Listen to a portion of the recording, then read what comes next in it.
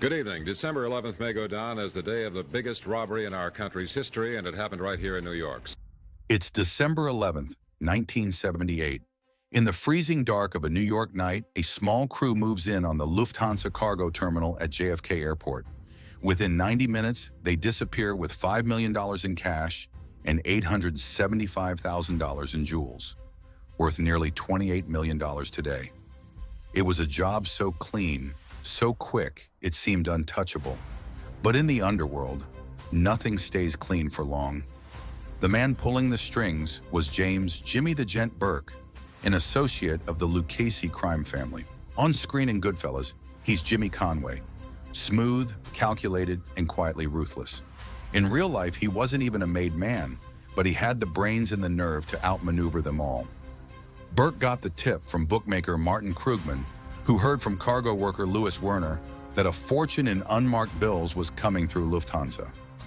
Burke assembled his crew: Henry Hill, the talker, who'd been in with the Lucchese since he was a teenager; Thomas DeSimone, the muscle, explosive, dangerous, and deadly unpredictable; Parnell "Stacks" Edwards, the driver, trusted to ditch the getaway van; and a handful of other seasoned thieves, each chosen for a specific role.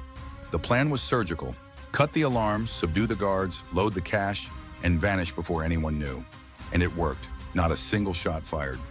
By dawn, the story was on every front page, and the FBI was already circling.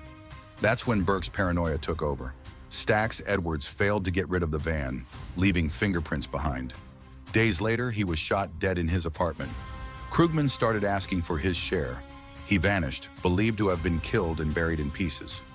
Other crew members began to drop one by one: Louis Cafora, Joe Manry, Paolo Lacastri, Robert McMahon. Burke wasn't about to let loose ends put him away. Thomas DeSimone never made it to trial.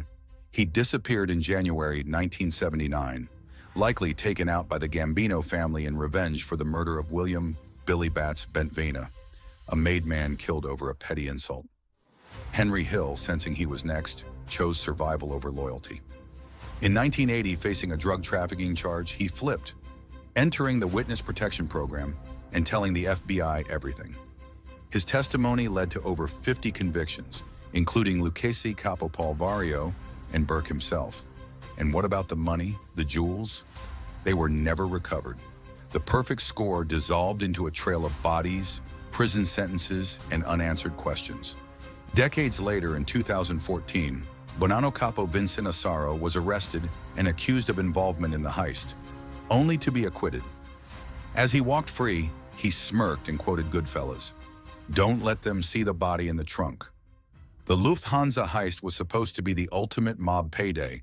Instead, it became a cautionary tale of greed, betrayal, and the simple truth. In the Mafia, the biggest scores often cost the highest price.